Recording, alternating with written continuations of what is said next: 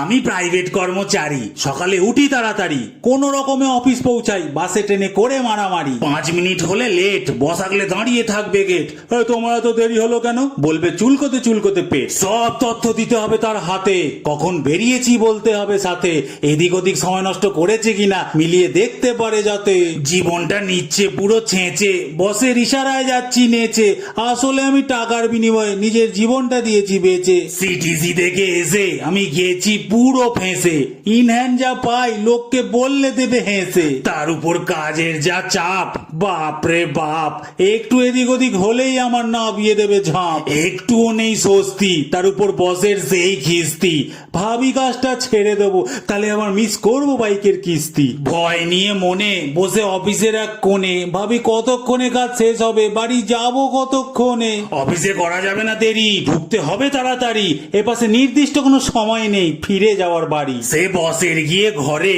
হাতে পায়ে ধরে কোন রকমে বেরোতে হয় সে কত নাটক করে, সে বাড়ি ফেরা জ্বালা আবার অন্য, কি ঘাম আর গরম জঘন্য,